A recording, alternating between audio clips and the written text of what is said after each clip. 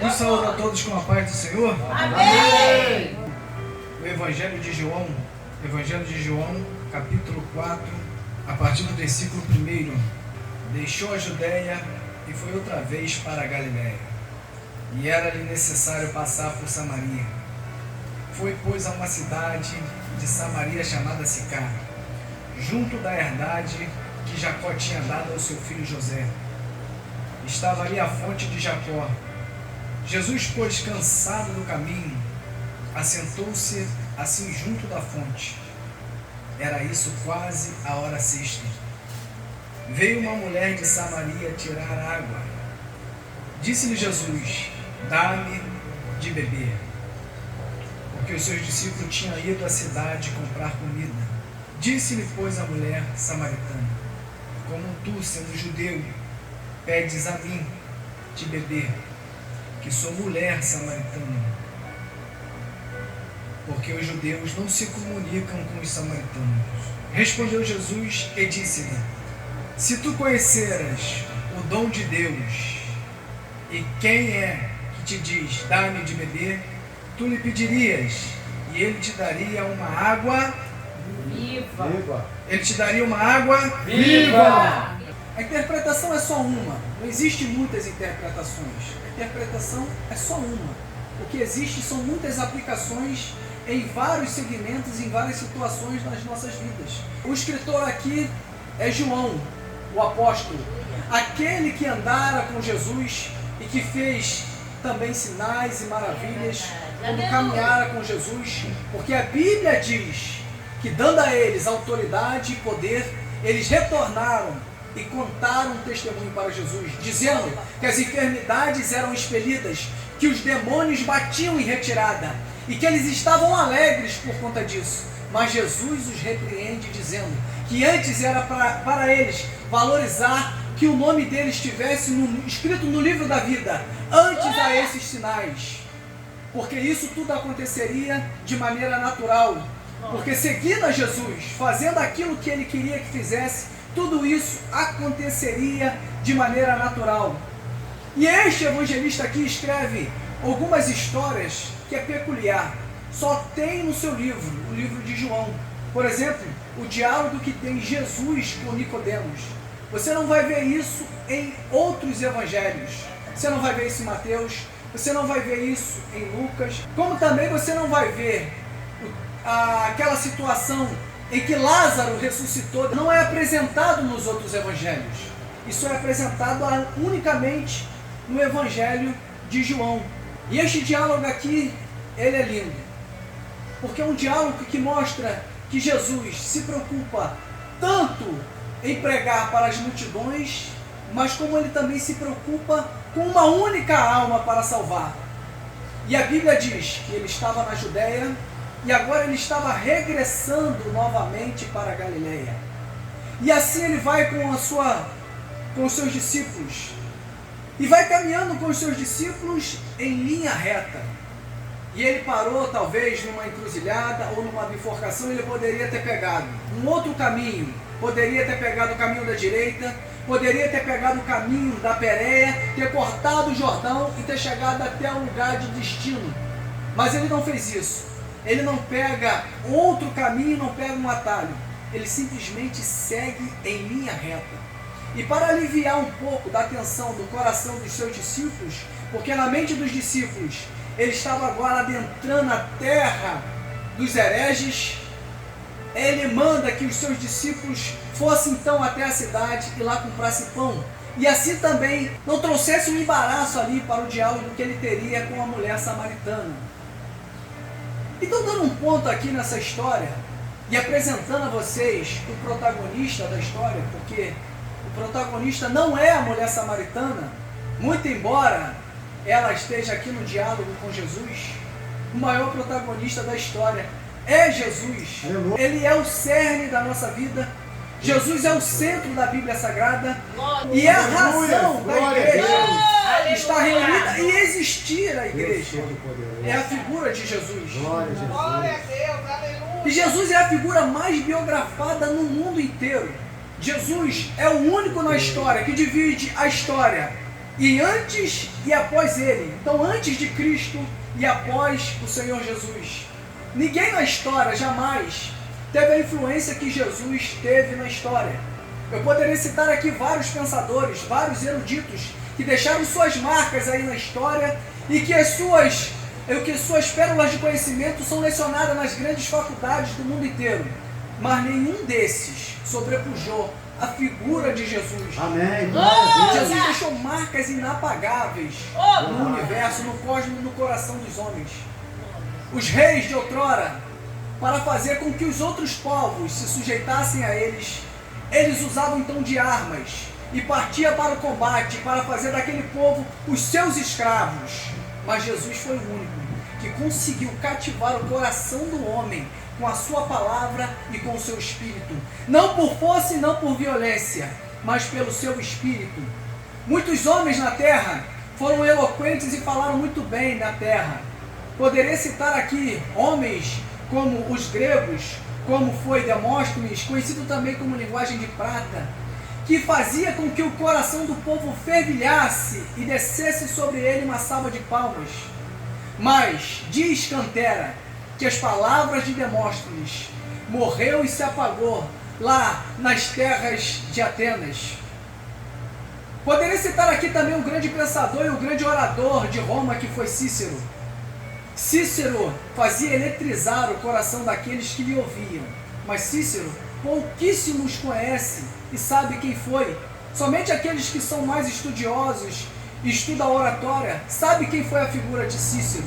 Mas Jesus, diz a Bíblia Sagrada, que ninguém jamais, alguém falou o que Jesus disse e falou como o Senhor Jesus falara. Louvado seja o Senhor Jesus marca a história como ninguém antes.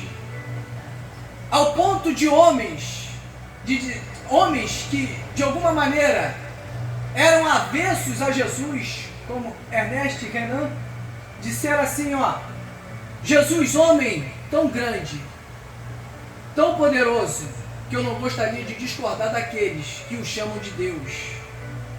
Porque Ernest Renan acreditava num Jesus sábio que permeou a terra, mas desacreditava da sua divindade. Mas nós não acreditamos apenas no Jesus de carne e osso, daquele verbo que se encarnou e desceu até nós. Nós também acreditamos no Jesus redivivo, no Cristo de Deus. Aleluia. Naquilo que está escrito em João, no capítulo 1, no princípio era o verbo, e o verbo estava com Deus, e o verbo era Deus. Amém. Todas as coisas foram feitas por ele, e sem ele nada do que foi feito se fez. Aleluia. Ou seja, ele também é Deus, ele tem a natureza também divina. É esse o nosso Graças a Cristo. Deus. E Jesus, Aleluia, ele Senhor cantou Jesus. em palavras o mais belo quadro sermonário que existe na história. Não existe na história um sermão mais lindo e mais empolgante do que o sermão das bem-aventuranças. Tão lindo, tão maravilhoso, que Jesus repetiu esse sermão, pastor Renê. Quando você olha a escritura por completa do Novo Testamento, você vai ver Jesus trazendo muitos sermões, muitas palavras, mas pouquíssimas vezes você vai ver Jesus repetindo uma predicação, repetindo uma palavra, repetindo uma pregação. Mas este sermão foi tão lindo, tão maravilhoso, que ele repetiu esta pregação. Quando você abre em Mateus, no capítulo 5, você vai ver ele a primeira vez falando deste sermão. E na segunda vez, ele vai falar em Lucas, no capítulo 6. Talvez você esteja fazendo objeção. Não, mas essa história é uma história que foi narrada uma única vez e contada de maneira diferente pelos apóstolos. E eu lhe convido então a fazer aqui alguns apontamentos para você entender que foi repetido o sermão.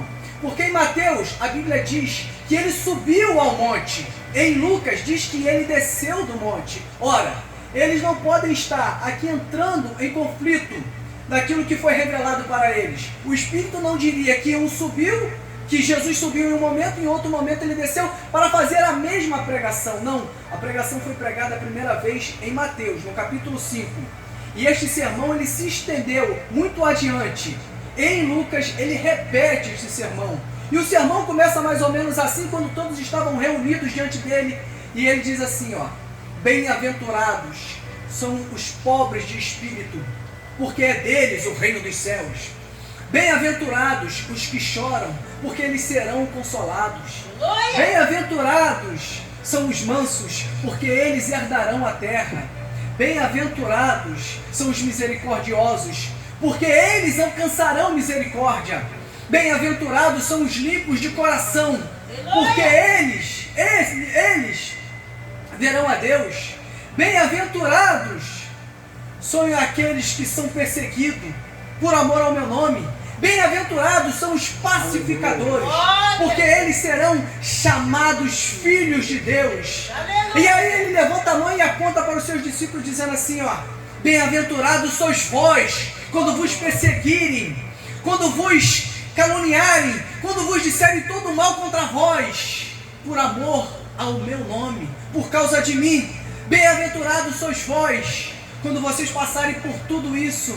Porque quando vocês passarem por tudo isso, vocês estão passando por uma boa causa, por amor ao meu nome, por causa de mim. Então exultai-vos, alegrai-vos, porque é grande o vosso galardão nos céus. Porque vós sois sal da terra e luz do mundo. O sal da terra, para vocês salgarem a terra e não deixar com que a terra ela entre em putrefação. Luz do mundo, para vocês alumiarem a vida daqueles que estão em treva. Então exultai-vos e alegrai-vos, porque é grande o vosso galardão nos céus.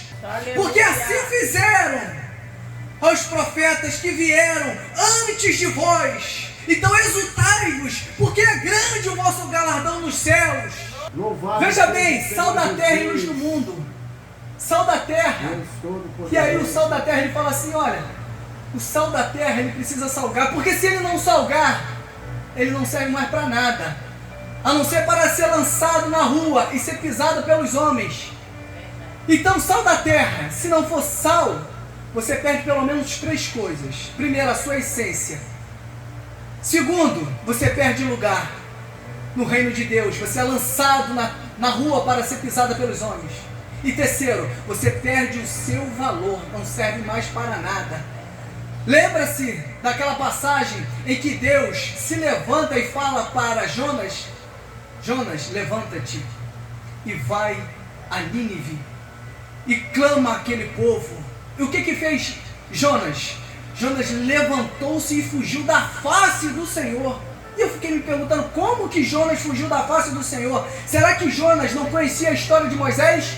Que quando Deus fala na sarça e chama Moisés para o grande ministério, ele tenta fugir de Deus, mas com palavras, com argumentos. Ele não tenta fugir da face de Deus correndo, porque ele sabia que não tinha para onde fugir da face de Deus. Como disse o salmista: para onde me irei do teu espírito? Ou para onde fugirei da sua face? Se eu subir até o céu, tu aí estás. Se eu fizer a minha cama no céu, tu ali estás também. Se eu tomar as asas da alva e habitar nas extremidades do mar, eis que até ali a tua mão me susterá. Aleluia. Então não tem como fugir da face de Deus. E Jonas tentou fugir da face do Senhor. Quando Jonas então compra uma passagem, entra no barco e vai para a cidade de Nínive, ou melhor, vai para Tarsis, que ele foge de Nínive. Diz a Bíblia que Deus manda um forte vento e uma tempestade que quase que quebra o navio no meio. E os homens estão ali desesperados. Diz a Bíblia que cada um clamava ao seu Deus. E Jonas estava dormindo. O capitão do navio vai lá nos porões e diz assim: o que fazes aqui, dormente? Clames ao teu Deus. E quando eles lançam sorte para saber que desgraça era aquela que estava sobrevindo a eles, ninguém cai a sorte, cai sobre Jonas. E aí entra a situação do sal da terra. Porque quando cai sobre Jonas, a pergunta é: de onde tu és? De que povo vens? Qual é a tua terra? O que fazes? Qual é o teu ofício? A primeira coisa que eles questionam é a identidade dele. Qual é a tua identidade, Jonas? Perguntou a identidade dele. E aí ele revelou.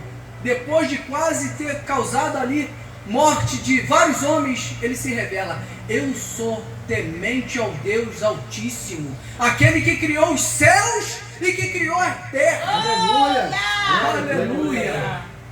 Louvado seja. E aí ele revelou a identidade dele.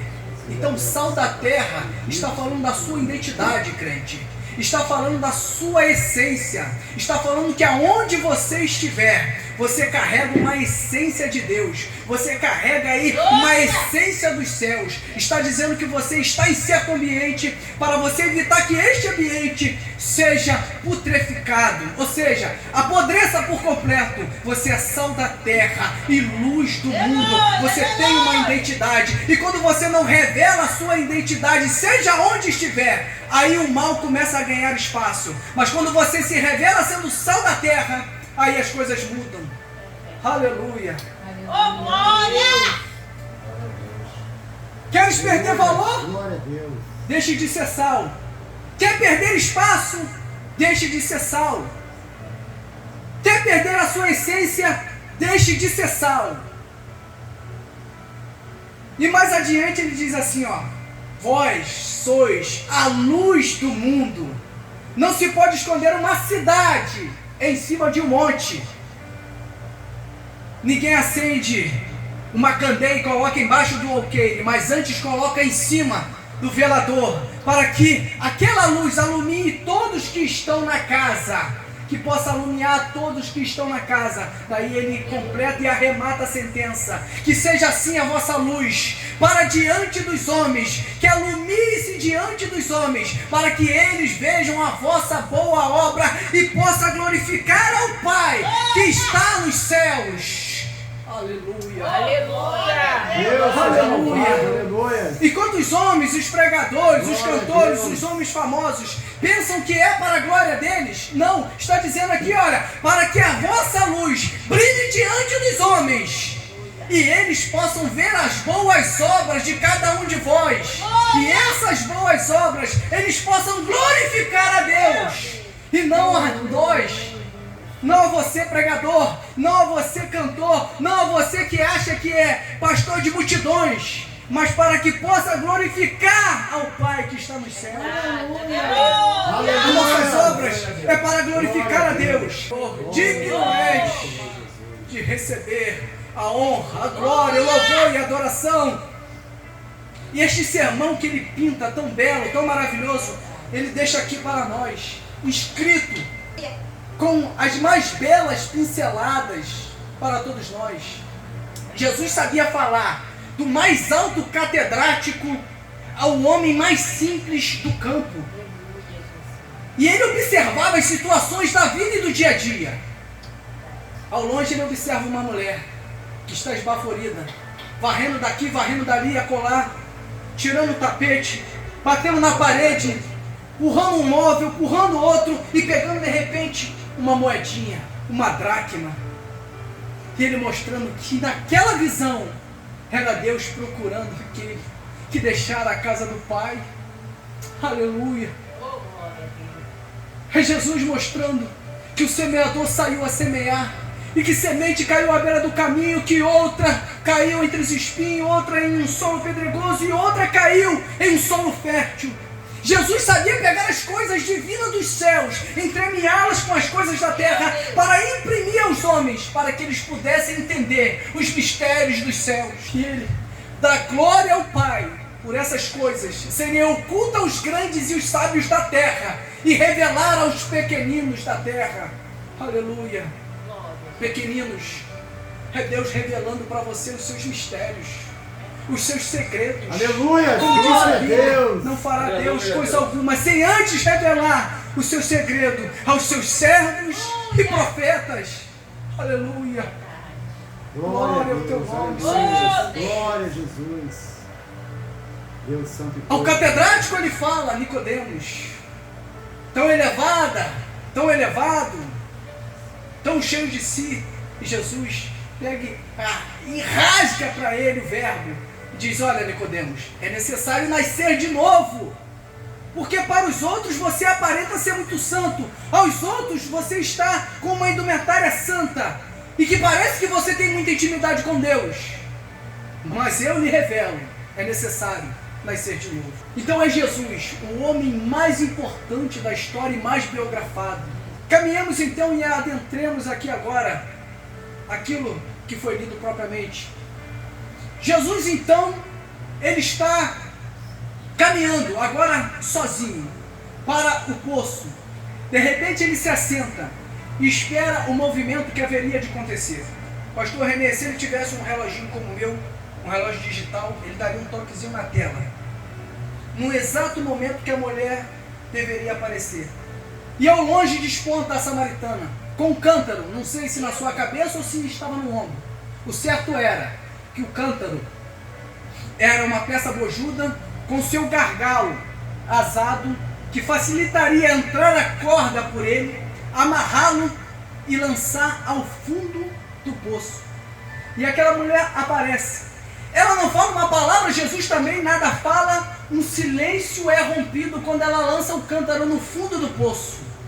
E ouve-se um chapear das águas. Interessante essa palavra, né? Chapear. Eu nunca tinha ouvido essa palavra, até ter lido Alice no País das Maravilhas. No trecho diz: e Alice ouviu um chapear das águas. É o barulho que se faz das águas.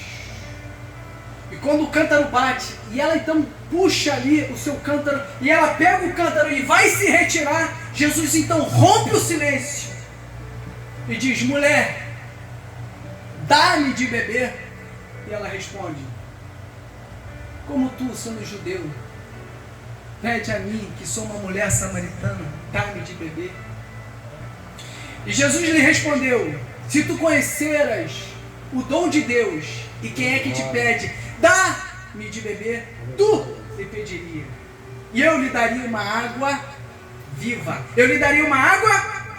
Glória a Deus. Veja o que ele fala a princípio: se tu conheceras o dom De Deus. Que dom era esse que Jesus estava falando e apresentando para esta mulher? Que dom era este? Veja o que diz a Bíblia. Em Romanos, no capítulo 3, a partir do versículo 23. Todos pecaram e todos foram destituídos da glória de Deus. E em Romanos 6 diz: o salário do pecado é? O salário do pecado é a morte. Em Ezequiel 18 vai dizer assim, ó: a alma que pecar esta morrerá. Veja que há um contraste e há aqui o dom de Deus. Em Efésios, no capítulo 2, diz assim, olha: glória a Deus. vós não sois salvos pelas vossas obras, mas pela graça, e pelo intermédio da fé. E isso não vem de vós, é dom De Deus. O salário do pecado é a morte, mas o dom gratuito de Deus é a vida eterna. Em Tiago 1, Aleluia. 17 Glória diz a assim, ó: Deus. toda boa dádiva e todo dom perfeito desce dos céus, do Pai das luzes, aquele que não tem mudança e nem sombra de variação. É este dom que Jesus está apresentando à mulher samaritana. É o dom da vida eterna. Veja o que ela diz mais adiante: Aleluia. Senhor, tu não tens com quem tirar a água, e o poço é fundo. Aonde, pois, tens a água viva? Olha o que ela diz: és tu maior do que Jacó, o nosso pai, que nos deu o poço, bebendo ele próprio, os seus filhos e o seu gado? Veja o que diz a mulher samaritana. Olha o diálogo: és tu maior do que o nosso pai Jacó? Ela não sabia, pastor Renê. Mais adiante, ela passou a saber que ele é um patriarca maior do que Abraão, que ele é um patriarca maior do que Isaac, que ele é um patriarca maior do que Jacó, que ele é um sumo sacerdote maior do que Arão, que ele é um rei mais poderoso do que Davi, que ele é um construtor mais sábio do que Esdras e Neemias, que ele é um profeta maior do que Elias, que ele é um rei mais rico e mais sábio do que Salomão, que ele é maior do que os meus problemas, que ele é maior do que os seus problemas, que ele é maior do que as tribulações, que ele é maior do que a angústia, que ele é maior do que as perseguições, que ele é maior do que a fome, que ele é maior do que a nudez, que ele é maior do que a morte, ele é maior do que a vida, que ele é maior do anjos, que Ele é maior do que os principados, que Ele é maior do que as potestades, que Ele é maior do que o presente, que Ele é maior do que o porvir, que Ele é maior do que a altura, que Ele é maior do que o presente, que Ele é maior do que a largura, que Ele é maior do que qualquer criatura que tu pensas que possa nos separar do amor de Deus que está em Cristo Jesus. Ele é maior na sua vida, Ele é maior na minha vida. Então as lutas, as aflições, as angústias, os problemas financeiros não podem ser maior do que o seu Deus. Ele é maior do que o seu problema financeiro, Ele é maior do que as suas lutas, Ele é maior do que as suas angústias, Ele é maior do que as tribulações. Ele é maior. Ele é maior. Ela não sabia, mas passou a saber. Ele é maior do que o pai Jacó que ela pensara. Com Jesus que está no nosso meio, Ele se revela grande e poderoso. Jesus que está no nosso meio, Ele não vai perder para os carnavais, Ele não vai perder para as doenças, Jesus não vai perder para o mundo, Jesus não vai perder para a Globo, Jesus não vai perder para os poderes das trevas. Pelo contrário, a Bíblia diz assim: em breve o Deus de paz entregará Satanás embaixo da planta dos vossos pés. Deus é maior em nossas vidas, é Ele que é o dono da igreja. E se nós somos igreja, o mundo não pode contra a igreja. Aleluia. Paulo se levantou contra a igreja quando achou que ele estaria fazendo uma grande obra para Deus, pegando cartas com os magistrados e indo até Damasco para aprisionar os cristãos. Mas Deus enviou o seu Filho Jesus, que diz a Bíblia que ele desce dos céus com uma forte luz e o rodeia de tal maneira que o lança por terra. E ele diz assim: Saulo, Saulo, por que tu me persegues? Dura coisa é para ti recalcitrar contra os aguilhões. Sabe por quê? É Deus que mata e é Deus que faz viver. É Deus que fere e é Deus que sara. E não há quem possa escapar de suas mãos. Aleluia! Aleluia! Oh, aleluia! Meu Deus! Então o inimigo não é maior nas nossas vidas. Amém. O inimigo não é maior nas suas vidas. Amém. Por isso nós não devemos temer ao mundo, ao homem, nem ao que o homem pode nos fazer. Antes temos que temer aquele que pode matar ao corpo e lançar a alma no inferno. Aleluia! Glória! Glória ao teu nome, Senhor. Meu Deus! Ela não sabia, mas passou a saber. Ele é maior. Ele é maior. Ele é maior. Ele sim é grande. E mais adiante Jesus diz assim: qualquer que beber desta água tornará a ter sede, mas aquele que beber da água que eu lhe der nunca mais voltará a ter sede, porque a água que eu lhe der se fará nele uma fonte de água a jorrar para a eternidade. Glória a Deus. Uma água eterna. Glória a Deus! Aleluia. Aleluia! Isso quer nos dizer que os homens estão procurando à torta e à direita, de alguma maneira, a se preencherem.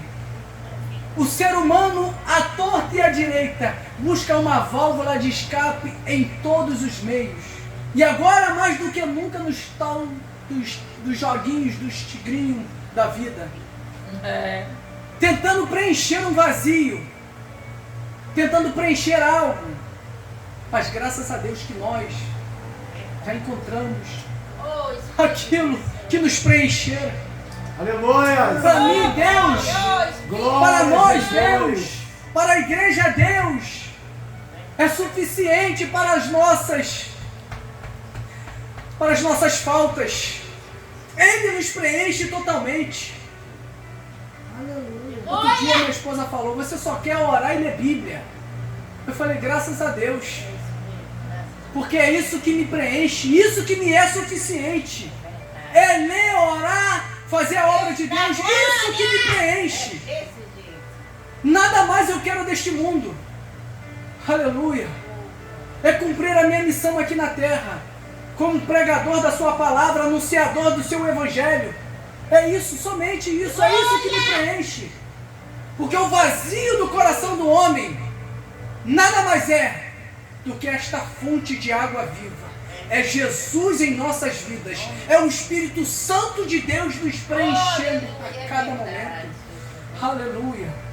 Não à toa que ele disse: eu vou para o Pai, mas não vos deixarei órfãos.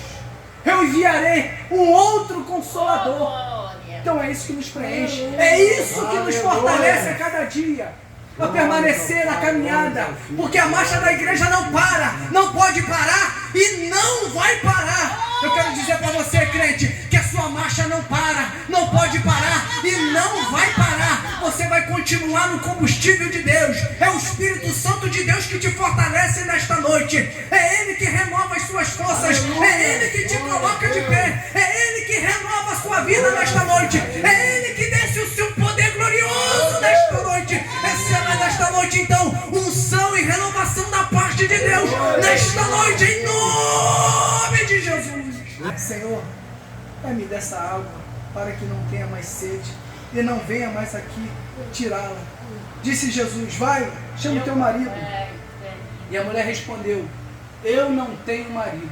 Disseste bem, porque já tiveste 5 maridos, e o que está agora não é teu.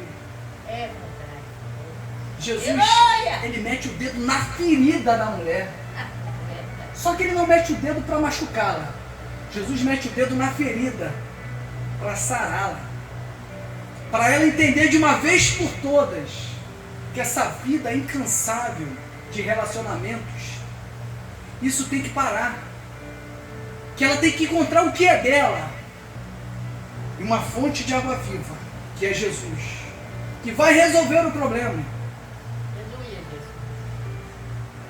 Pastor Renê, se o senhor vê um morador de rua, se o senhor pegar uma pratinha e der para ele, você vai resolver o problema dele? Não. Você só vai amenizar o problema, não é isso? Era como aquele homem que era levado à porta do templo. Ele, todos os dias, uma pratinha, todos os dias, com uma xícarazinha, querendo receber algo. Mas não resolvia o problema dele. Mas quando Jesus foi apresentado a ele, acabou o problema. Não tenho prata, não tenho ouro, mas o que eu tenho eu te dou. Levanta e anda. E resolveu o problema dele. É isso que Jesus está mostrando. Chega de poço. Chega de olhar aquilo que foi dado como herança. Essa herança aí se acaba, se desfaz. Eu quero dar para vocês legado. Legado é muito maior do que herança. Porque herança, se desfaz, roubam, acaba. Você pode dilapidar. Mas legado não. Legado é o que Jesus deixou. A sua palavra, o seu ensinamento, as suas instruções. Como diz a Bíblia, passa céus e terra, mas a sua palavra não passa. Então o que o Senhor quer aqui é dar algo mais do que algo palpável. Deixar legado para a sua igreja, para aqueles que ainda não lhe conhecem. E aqui essa mulher, ela teve esse encontro com Jesus. Ela diz assim: Senhor, vejo que tu és profeta. E aí corta a conversa do nada e aponta assim: olha, os nossos pais adoraram naquele monte, e vós dizeis que é em Jerusalém que se deve adorar. Jesus acaba com aquela conversa. Nem em monte, nem em Jerusalém, nem em templo, nem aqui. Porque crês que a hora vem e que já chegou, que os verdadeiros adoradores adorarão o Pai em espírito e em verdade. Acaba com a religiosidade. É ele jogando por terra aquela inimizade, rasgando o véu de alto a baixo e nos abrindo as portas para adorarmos a Deus.